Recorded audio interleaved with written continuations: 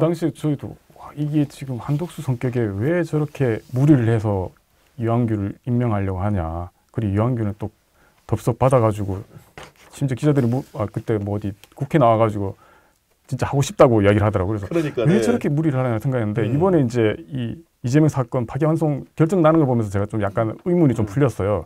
이게 이제 단순히 이제 헌재를 오염시키겠다는 게 아니라 이게 윤석열 잔당들을 꽂아가지고 이재명 사건이 만약에 이제 이 헌재에 와가지고 가처분이나 위헌 소송 왔을 경우에 대비한 거 아니냐 그런 생각이 들더라고요. 그래서 이게 뭐 이완규 염치 너무 없다, 한덕수 뭐 염치 없다 이렇게 판단할 건 아닌 것 같더라고요. 그러니까 어떻게 보면 정교한 작업이 있지 않았나 싶은 것이 그게 왜 그러냐면은 이완규 같은 말 그대로 윤석열에 오염된 사람들을 재판관으로 넣어놔야만 예를 들면 이재명이 사건이 예를 들면 굴러갈 수도 있고 아닐 수도 있는데 대통령이 된 다음에 재판 중지의 문제가 아마도 이제 헌법재판소로 갈 가능성이 높거든요.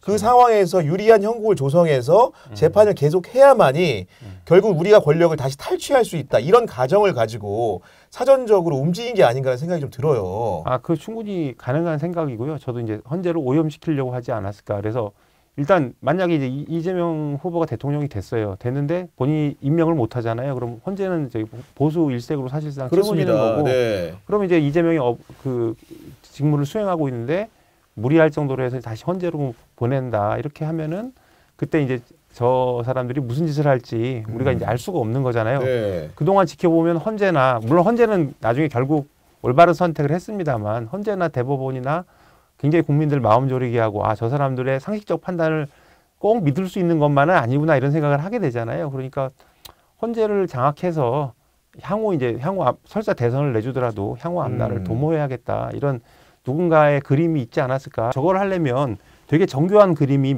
몇 단계에 걸쳐서 있었던 거잖아요. 예를 들어서 이제 뭐 지기현의 구속 주소, 뭐 윤석열 석방, 이완규 헌법재판관 지명, 그다음에 네. 이제 한덕수 출마, 이게 다 그다음에 이제 조희대 사법 쿠데타.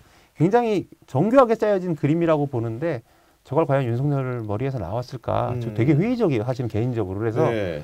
윤석열도 말이라고 저는 생각을 합니다. 그래서 말이다. 누가 있을 거다. 그래서 그 세력이 뭔지 모르지만 이제 고위 관료, 그다음에 뭐 법쪽 카르텔, 그다음에 이제 우리가 많이들 의심하시는 뭐 대형 로펌 뭐 이런 사람들이 있어서 우리 이득, 보수 기득권의 이득을 챙겨줄 수 있는 누군가를 세워야 된다. 이제 윤석열은 다 썼어. 버리고 근데 지금 보여서는 그나마 한덕수인 것 같아. 그래서 세운 게 아닌가 이렇게 생각을 해봅니다.